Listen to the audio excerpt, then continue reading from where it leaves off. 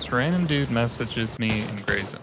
No mic, broken English, and immediately starts shooting at me when we meet. He then charges into the city like it's team deathmatch. And this entire time I'm thinking, what did I just get myself into? Because I'm loaded with gear, and this is about to go very, very wrong. Gray Zone Warfare is an interesting mix of extraction shooter set in an open world. You do the task, and instead of extracting, you hightail it back to the nearest outpost to drop off your loot before you lose everything you just fought for. Now, normally, when you die, your gear is left on your body. It's fair game to any player lucky enough to find it before you do. And that's the entire game. Take your stuff and leave. It's a universal expectation, and arguably human nature for a good portion of players. Strangers don't stick around to make sure you get back safely and recover your stuff. That is, everyone except this stranger. Our story begins with myself in downtown Cayovangas. I was farming unfortunate NPCs that had selfishly kept the keys to their stashes from me, and I got this unusual message from this random dude named Ghost Killer. He wanted to know if he can join me in some missions. Now, naturally, I would assume that since he's a very low level, he just needs help getting into the city. I didn't really have a problem with this, and since the entire point of me being there was for a random key drop, it was a kill two birds with one stone situation, I figured I could help him and, along the way, loot bodies for keys. We had agreed to meet just northwest at the outpost outside of the city. Admittedly, this was a slight inconvenience, seeing the fact that I would have to fight my way back out of the city just to get to him, and it would risk all the gear that I had. Upon reaching the rice field just outside of the outpost, I started hearing gunfire and bullets flying by me. I realized quickly that the gunfire was actually coming from him. I remember thinking to myself at the time, we're already off to a great start here. I get within range of proximity chat and start talking to him, trying to figure out where we need to go and what mission he has. Instead of getting a voice response, I get another lovely notification from my PDA. Sorry, I have no mic. What started off as a sarcastic great start very quickly was turning into a very unsarcastic this was a mistake. But since I had spent all this time getting to him and making the journey, I figured might as well. I'm already here. At this point, anyone who has played Gray Zone Warfare for more than 5 minutes knows you don't just run around blasting dudes like in Call of Duty.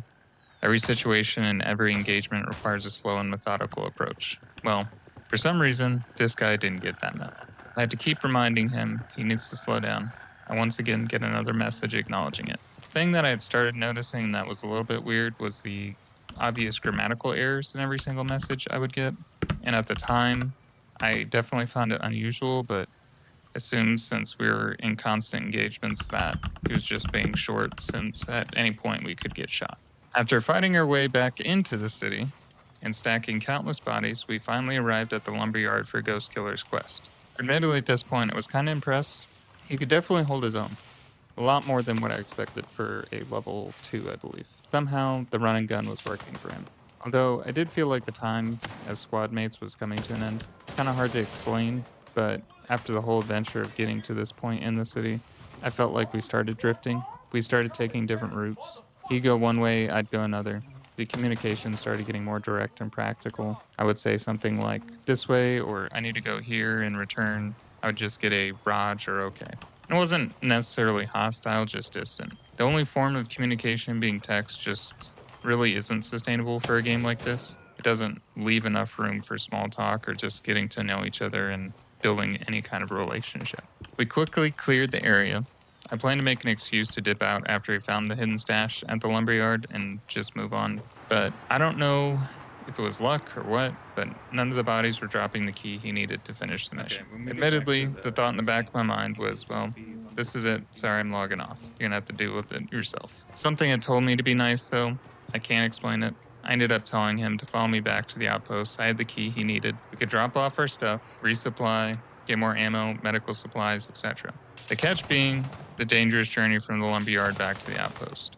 As we were traveling back, we decided to take a safer approach. We were jumping a lot of fences, trying to sneak through alleyways where we could, hoping to avoid the random patrols and checkpoints throughout the city. The way we had started working together at this point was changing, and strangely for the better. That distance I was feeling had started fading, and it was kind of nice. He started opening up a little bit more in the messages he would send, and at one point it was revealed he didn't speak English very well. And it was because he was actually from France, and English was not his first language. And that's why he had such trouble understanding me, and the messages came out so strange and confusing. Now, knowing this, I was sympathetic and I felt like there was a strange feeling of friendship forming from it, just because the patience on both ends, but the willingness to try. Sadly, though, this was very short lived. During all the firefights we had gone through, I had burned through all my medical supplies that I brought with me because I didn't plan on being away from base so long. I abruptly caught a bullet and died, forcing me to respawn back at the outpost. Panicking, because I knew that this was race against time, before either my stuff despawned or he found out I died and he was going to take my gear for himself and run, I quickly threw a bunch of gear in my pack, medical supplies, ammo, a gun, and started running through the streets and alleyways trying to get back to my body before he did. But then, the dreaded message, "Did you die?" I told him yes, but that I was about to be back, just give me a second. My intent was that I was hoping he would have the impression I was right around the corner and he wouldn't be looking for my stuff and wouldn't run. And to my utmost surprise, in a game that encourages you to loot and steal, he messages back, "Okay, I'll guard your body." I couldn't believe it, honestly, and it meant a lot. I got back and was just standing there waiting for me. My body and gear was exactly the way I'd left it, completely undisturbed. As cheesy as it is to say, at this point our interactions really started changing. It was definitely little things, but they were noticeable. By the end of it, he was referring to me as my friend.